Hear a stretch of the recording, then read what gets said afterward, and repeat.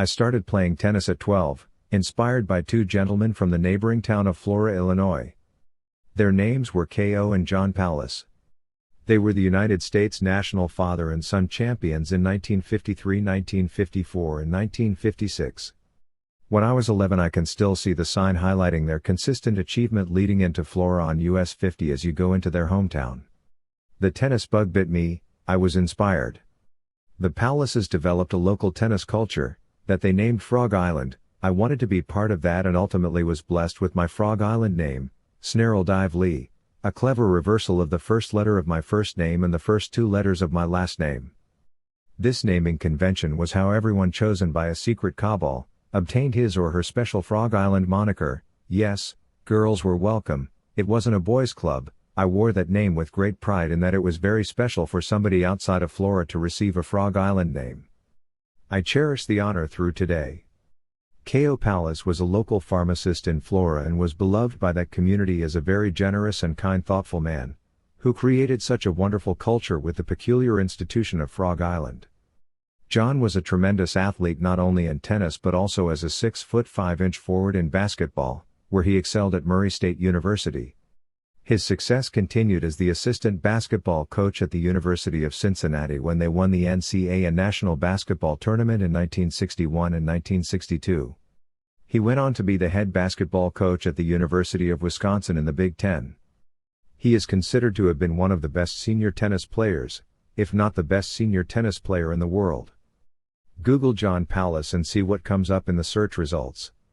He was the only high school player from downstate, below Decatur, to ever win the state high school boys singles championship. That became my obsession when I played high school tennis from 1962 to 1966 for Flora's rival Olney, institutionally known as East Richland High School, ERHS. I fell short of that goal, losing to a foreign exchange student in the spring of 1966, who was from Columbia and looked as if he was about 26 years old, or at least he did to me. I lost to him in the quarterfinals in 3 sets. He sprained his ankle in the next round and retired to a player I had beaten easily during the season, who went on to lose in the final to another player who didn't rank as highly as I did in the Western section of the USLTA.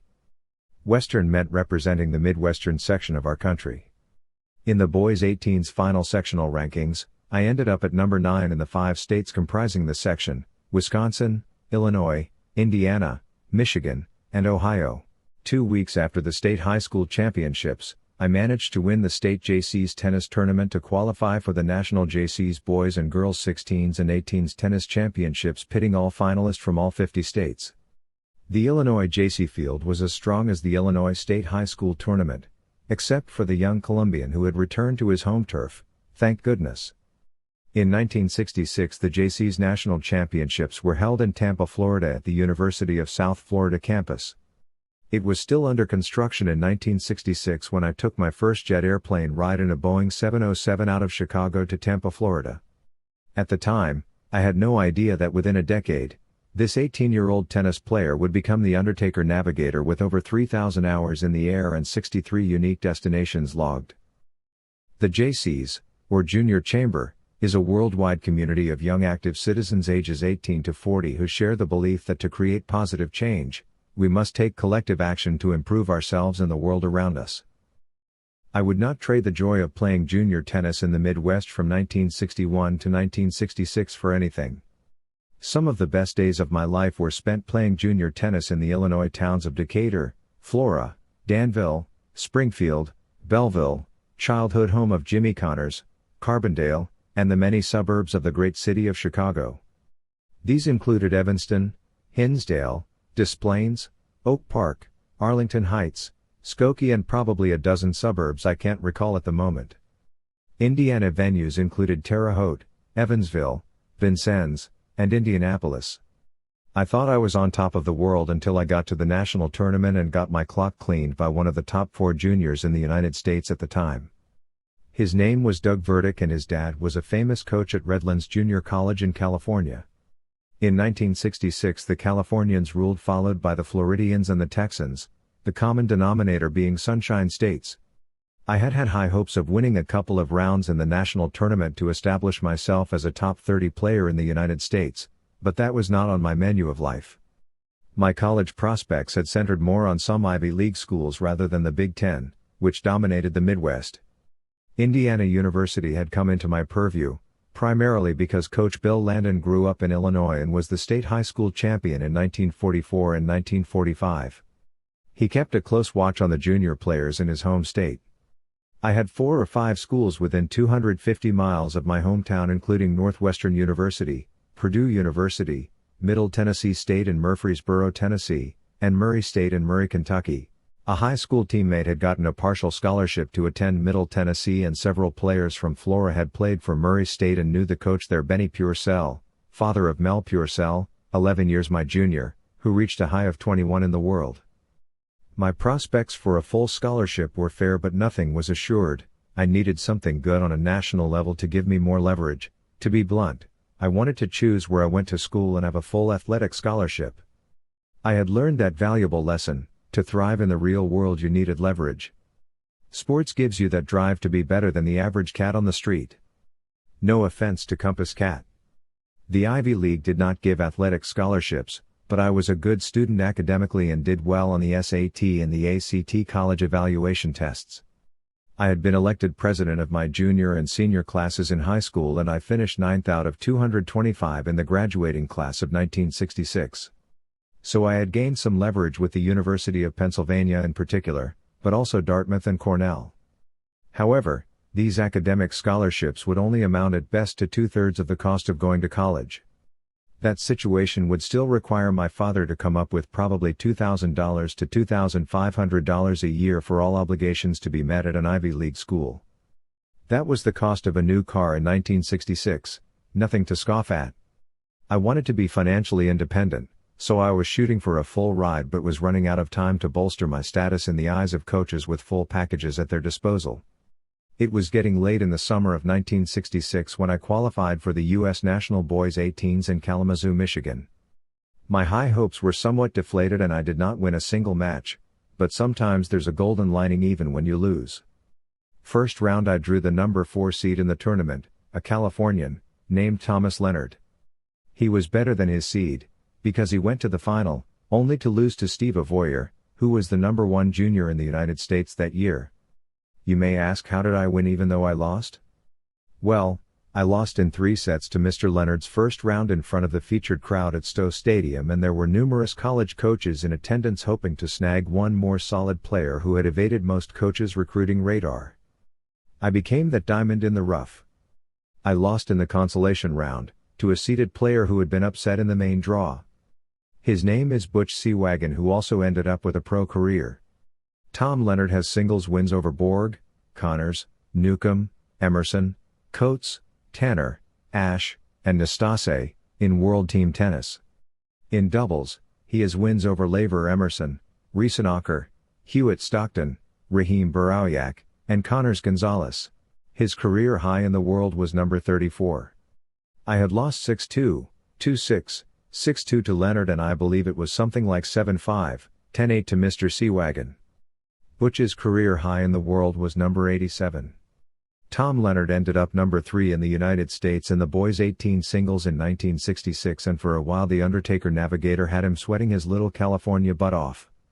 The next day was another big disappointment for my partner Herb Rapp from Decatur and myself, in that we were defaulted in the doubles competition at Kalamazoo, not something to be proud of or to impress a college coach. However, a week later I had my spirits lifted because I received 15 full ride offers, including 4 Big Ten schools. Now Coach Landon was convinced that I deserved a full scholarship to Indiana University. My experience at Kalamazoo boosted my confidence immensely, so when I met with Bill Orwig, the athletic director of Indiana University, and he asked me straight away if I thought I deserved a full scholarship, I confidently answered, "Sir, hell yes." Bill Orwig later told Coach Landon he had never had a prospective athlete answer so assertively to that question. A month or so before that meeting with Bill Orwig, my mother and my older sister Gail drove out with me to Philadelphia to visit the University of Pennsylvania. The Penn tennis coach was to meet us, but had a family emergency and was not able to do so. Some administrator, who was as warm as a bus stop in New York City in January, met us instead. We were not impressed with the tennis program, the university grounds, or the dismal area of Philadelphia where the university is located, it was a total turnoff.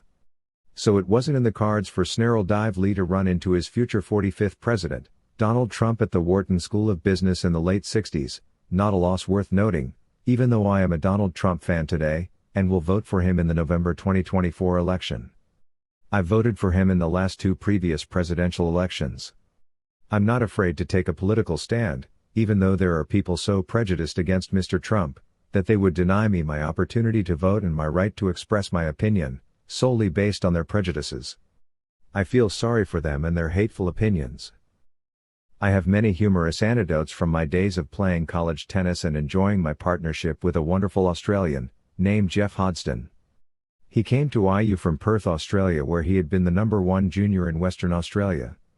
He was my doubles partner in my junior and senior years. In 1970, my senior year, we won the Big Ten doubles title, an achievement that I am still proud of today. However, the most humorous anecdotes from my time at IU came from my sophomore year.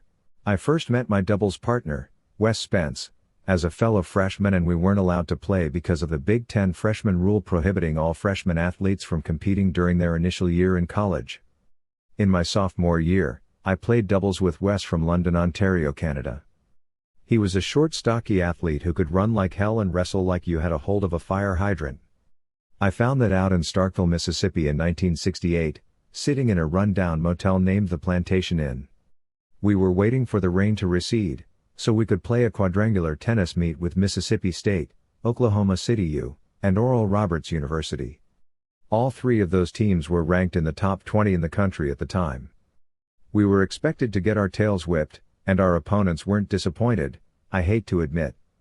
I lost my very first collegiate match representing Indiana University 6-love in less than 45 minutes. Life lesson learned: humble pie tastes like shit. This was to be our first college match and we had a bad case of cabin fever. We had already missed our inaugural match against Memphis State because Martin Luther King had been assassinated just before our scheduled arrival in Memphis. We were forced to bypass Memphis and proceed directly to Starkville, Mississippi, where it had started raining relentlessly, sequestering us in our pitiful motel room for 2 days solid. I said something to Wes that pissed him off. He semi-tackled me where I was being carried over his left shoulder like I was being evacuated from a battlefield, as he runs into the left wall of our room. We crashed through it into the next room. That room had been partitioned off to make 2 rooms out of one large room, and they had hung 4x8 sheets of drywall with no studs every 16 inches as usual. We managed to hit the middle of the second sheet from the door to the room. Fortunately, nobody was in the next room when 2 relatively normal 5-inch tennis players entered that room like the Kool-Aid pitcher in the commercial. I always chuckle when I see that relatively normal that commercial because it brings up this crazy memory. Fast forward to my graduation from Indiana University in 1970, where the tradition was for the athletic director to give each senior athlete a huge heavy blanket that many would call a horse blanket with the IU logo on it. Like any graduation, your name is called, and you climb up a short flight of stairs to the stage, where the athletic director says something to each athlete as he awards the blanket. Everyone noticed that each athlete would get an embarrassing smile as Mr. Orwig had something to relay to each senior athlete.